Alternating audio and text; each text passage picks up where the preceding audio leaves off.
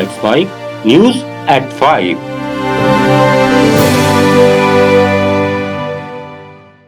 नमस्कार, let's mic में आप सुन रहे हैं न्यूज एट 5। बुलेटिन की शुरुआत हम करेंगे आज की सबसे बड़ी खबर से, फिर जानेंगे देश दुनिया और आपके अपने राज्यों तक की बड़ी अपडेट्स। देश भर में आज धूमधाम से कृष्ण जन्माष्टमी मनाई जा रही है। इस अवसर पर मथुरा में कड़ी सुरक्षा व्यवस्था की गई है और हर तरफ सैन्य छावनी जैसा दृश्य देखने को मिल रहा है। भगवान के जन्माभिषेक के दर्शन करने के लिए यहां आने वाले लाखों भक्तों की सुरक्षा के लिए शहर को 4 जोन और 18 सेक्टरों में बांटकर 5,000 से ज्यादा पुलिस अधिकारियों और जवानों को तैनात किया गया है। 10 लाख भक्त वृंदावन में मौजूद हैं।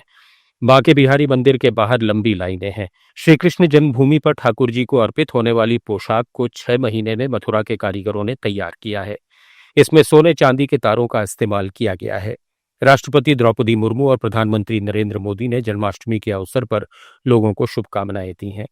उत्तर प्रदेश के मुख्यमंत्री योगी आदित्यनाथ ने कहा कि हमारी सरकार ने तय किया है कि हम लोग मथुरा, वृंदावन, बरसाना, गोकुल, बलदेव, गोवर्धन और राधा कुंड को तीर्थ के रूप में उसकी पौराणिक मान्यता को फिर से बहाल करेंगे। कि हम लोग मथुरा, वृंदावन, बरसाना, गोकुल, बलदेव, गोवर्धन और राधा कुंड को तीर्थ के रूप में उसकी पौराणिक मान्यता को फिर से बहाल करेंगे। प्रधानमंत्री नरेंद्र मोदी ने पूर्व प्रधानमंत्री अटल बिहारी वाजपेयी की 7वीं पुण्यतिथि पर उन्हें श्रद्धांजलि अर्पित की है। पीएम मोदी ने कहा कि वे विकसित और आत्मनिर्भर भारत के निर्माण के लिए सभी को प्रेरित करते रहेंगे। पीएम मोदी ने सोशल मीडिया प्लेटफॉर्म एक्स पर कहा कि सभी देशवासियों की ओर से पूर्व प्रधानमंत्री अटल बिहारी वाजपेयी को उनकी पुण्यतिथि पर सादर नमन। राष्ट्र के चौतरफा विकास को लेकर उनका समर्पण और सेवा भाव विकसित और आत्मनिर्भर भारत के निर्माण में योगदान के लिए हर किसी को प्रेरित करने वाला है। प्रधानमंत्री मोदी और राष्ट्रपति द्रौपदी मुर्मू, केंद्रीय मंत्री और लोकसभा अध्यक्ष ओम बिरला सहित कई गणमान्य लोग वाजपेयी को श्रद्धांजलि देने उनके स्मारक सदैव अटल पहुंचे। भाजपा सांसद बांसुरी स्वराज ने कहा कि अटल बिहारी वाजपेयी केवल एक राजनेता नहीं, वे हमारे पथ प्रदर्शक हैं और हमारे प्रेरणा स्रोत हैं। माननीय अटल जी केवल एक राजनेता ही नहीं, वो हमारे पथ प्रदर्शक हैं, वो हमारे प्रेरणा के स्रोत हैं और वो एक दूरदृष्टा थे। आज हम सब यहाँ पर उनकी पुण्यतिथि पर उनको श्रद्धांजलि देने कर आए हैं। उनके चरणों में कोटि कोटि नमन करते हुए, उनको पुष्पांजलि अर्पित करते हुए ये संकल्पित होते हैं कि भारत को विश्वगुरु बनाने का संकल्प जो आदरणीय प्रधानमंत्री श्री नरेंद्र मोदी जी ने लिया है, उसको सिद्धि तक हम अवश्य लेके जाएंगे, अटल जी की दी हुई शिक्षाओं का अनुसरण करते हुए। धन्यवाद। लोकसभा में नेता प्रतिपक्ष और कांग्रेस नेता राहुल गांधी 17 अगस्त से बिहार में वोटर अधिकार यात्रा निकालेंगे। इस यात्रा का मकसद कथित वोट चोरी के खिलाफ आवाज बुलंद करना और स्वच्छ मतदाता सूची सुनिश्चित करना है। राहुल गांधी ने इसे न सिर्फ एक चुनावी मुद्दा बल्कि लोकतंत्र, संविधान और वन मैन वन वोट के सिद्धांत की हिफाजत की जंग बताया है। ये यात्रा बिहार के विभिन्न जिलों से होकर गुजरेगी और कई जगहों पर जनसभाएं होंगी। कांग्रेस नेता पवन खेड़ा ने कहा कि बिहार की जनता, कांग्रेस पार्टी और इंडिया गठबंधन ने मिलकर उस साजिश के खिलाफ आवाज उठाई जो रची जा रही थी। बिहार के सासाराम से हमारी वोट अधिकार यात्रा, एक ऐतिहासिक यात्रा शुरू होने जा रही है। आजाद भारत में आजादी से सांस लेना इसीलिए संभव है क्योंकि वोट देना संभव है। अगर हम वोट नहीं दे सके तो हम आजाद भारत में आजाद तरीके से सांस भी नहीं ले सकते। ये संघर्ष जो राहुल गांधी जी ने शुरू किया है, ये इसीलिए किया है कि आजाद भारत में एक एक भारतवासी आजादी से सांस ले सके। जिस ढंग से फर्जी तरीके से वोट जोड़ना, फर्जी तरीके से वोट काटना, भारतीय जनता पार्टी का ये रंगे हाथों पकड़े गए हैं, उनकी चोरी रंगे हाथों पकड़ी गई है। और खास तौर पे बिहार में अगर ये एसआईआर नहीं शुरू किया जाता तो शायद इतना कुछ सामने भी नहीं आता जितना अब सामान्य नागरिक निकाल कर दे रहे हैं। नागालैंड के राज्यपाल ला गणेशन का राजकीय सम्मान से चेन्नई में अंतिम संस्कार किया गया। उनका शुक्रवार को चेन्नई के अपोलो अस्पताल में निधन हो गया था। नागालैंड में उनके निधन पर 7 दिन का राजकीय शोक घोषित किया गया है। सभी सरकारी इमारतों पर राष्ट्रीय ध्वज आधा झुका रहेगा। गणेशन 2023 से नागालैंड के 21वें राज्यपाल थे। इससे पहले उन्होंने मणिपुर और पश्चिम बंगाल के राज्यपाल के रूप में भी सेवा दी थी। केंद्रीय मंत्री अर्जुन राम मेघवाल ने नागालैंड के राज्यपाल गणेशन को अंतिम श्रद्धांजलि अर्पित की। उन्होंने कहा कि नागालैंड के राज्यपाल गणेशन आज हमारे बीच नहीं हैं। हम भारत सरकार की ओर से उनके प्रति संवेदना व्यक्त करते हैं। तमिलनाडु में पार्टी को खड़ा करने में उनका बड़ा योगदान था। वे एक शानदार व्यक्तित्व के धनी थे। ला गणेशन साहब, ऑनरेबल गवर्नर नागालैंड, आज नहीं रहे हमारे बीच में। उसके लिए हम संवेदनाएं प्रकट करने सरकार की ओर से, भारत सरकार की ओर से आए हैं। अभी हमने संवेदनाएं प्रकट की है। बहुत अच्छे हमारे मित्र थे। तमिलनाडु में पार्टी को खड़ा करने में भी उनका बहुत बड़ा योगदान रहा। उधर झारखंड के दिवंगत शिक्षा और निबंधन मंत्री रामदास सोरेन को आज सुबह झारखंड विधानसभा में राजकीय सम्मान से विदाई दी गई। राज्य सरकार ने उनके निधन पर 1 दिन के राजकीय शोक की घोषणा की है। 55 साल के सोरेन झारखंड सरकार में स्कूली शिक्षा और साक्षरता मंत्री थे। रामदास सोरेन का शुक्रवार देर रात दिल्ली के अपोलो अस्पताल में निधन हो गया था। उन्हें 12 दिन पहले ब्रेन स्ट्रोक के बाद गंभीर हालत में भर्ती कराया गया था। झारखंड के राज्यपाल संतोष कुमार गंगवार ने सोरेन के निधन पर कहा कि ये बहुत महत्वपूर्ण है। मैं 1 हफ्ते पहले उनसे मिलने गया था। इस दुख की घड़ी में मेरी संवेदनाएं उनके परिवार के साथ हैं। दुर्भाग्यपूर्ण है। मैं 1 सप्ताह पहले इनको मिलने गया था, तो वास्तव में जब पता चला कि ब्रेन डेड हो गया है, तब संभावनाएं बहुत कम हो जाती हैं। पर तो भी अस्पताल वालों ने चिंता की और जो वास्तविकता है सामने आई, तो मेरी पूरी संवेदना परिवार के साथ है। अभी मैं इतना ही कह सकता हूँ। जम्मू कश्मीर में किश्तवाड़ जिले के चासोटी गांव में सर्च रेस्क्यू का आज तीसरा दिन है। 14 अगस्त की दोपहर यहां बादल फटा था। इसके कारण मलबे में दबने से अब तक 65 लोगों की मौत हो चुकी है, जबकि 34 शवों की पहचान की जा चुकी है। 500 से ज्यादा लोग रेस्क्यू किए गए हैं और 200 लोग अब भी लापता हैं। घायलों की संख्या 180 है, जिनमें से 40 की हालत गंभीर है। सभी घायलों को किश्तवाड़, जम्मू के अस्पतालों में भर्ती किया गया है। सीएम उमर अब्दुल्ला ने चसोटी में रेस्क्यू सर्च ऑपरेशन का जायजा लिया और आपदा पीड़ितों से मिले। केंद्रीय मंत्री डॉक्टर जितेंद्र सिंह भी जम्मू सरकारी मेडिकल कॉलेज और अस्पताल पहुंचे।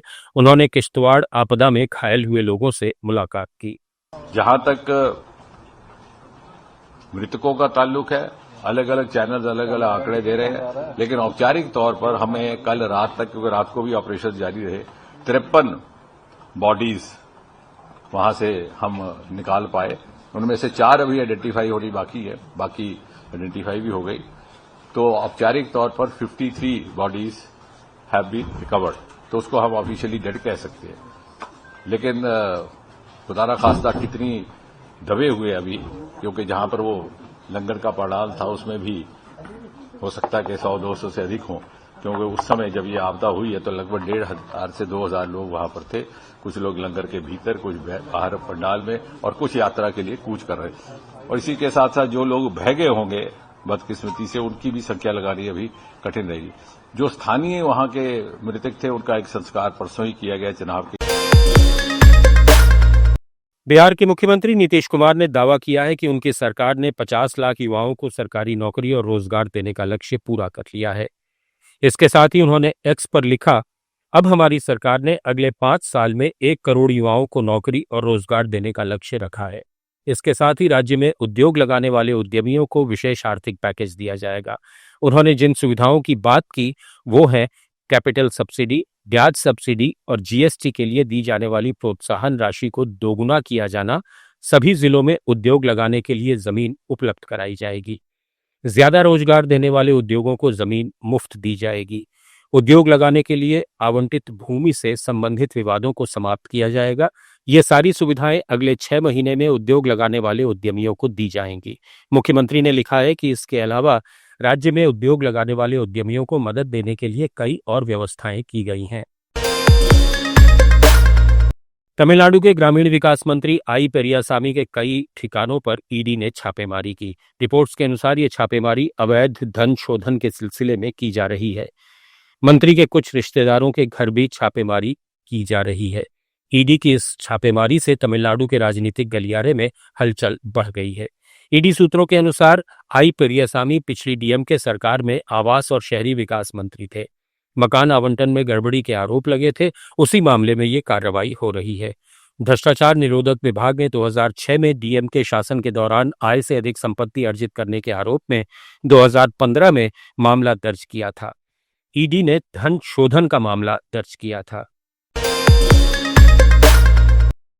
एनसीईआरटी अपने सिलेबस को लेकर एक बार फिर चर्चा में है। अब एनसीईआरटी की तरफ से देश के विभाजन के लिए 3 लोगों को जिम्मेदार बताया गया है, जिसमें जिन्ना और माउंटबेटन के साथ कांग्रेस को भी विभाजन का जिम्मेदार बताया गया है।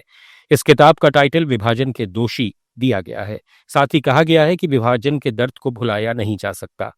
इस किताब को लेकर अब सियासत शुरू हो गई है और कांग्रेस इसका विरोध कर रही है। एनसीईआरटी की तरफ से 2 अलग अलग मॉड्यूल जारी किए गए हैं, जिसमें 6वीं से 8वीं तक के लिए अलग मॉड्यूल है और 9वीं से 12वीं तक के लिए अलग मॉड्यूल जारी हुआ है। इसमें नेहरू को विभाजन के लिए दोषी ठहराया गया है। एनसीईआरटी की आधिकारिक वेबसाइट पर यह बुक मौजूद है और जल्द ही इसे प्रिंट करके स्कूलों में बांटा जाएगा। ये बुक 6वीं से 8वीं तक के बच्चों के लिए सोशल साइंस के साथ जोड़ी जाएगी। किताब में तस्वीर के साथ 3 लोगों को दिखाया गया है, जिसमें नेहरू भी नजर आ रहे हैं। साथ ही मोहम्मद अली जिन्ना और लॉर्ड माउंटबेटन की तस्वीर भी है। किताब में कहा गया है कि जिन्ना ने पाकिस्तान बनाने की बात कही थी। जिन्ना की मांग के आगे कांग्रेस झुक गई और देश का बंटवारा हुआ। माउंटबेटन ने बंटवारे की प्रक्रिया को पूरा किया। कांग्रेस का कहना है कि एनसीईआरटी के मॉड्यूल में सच्चाई पूरी तरह नहीं बताई गई है।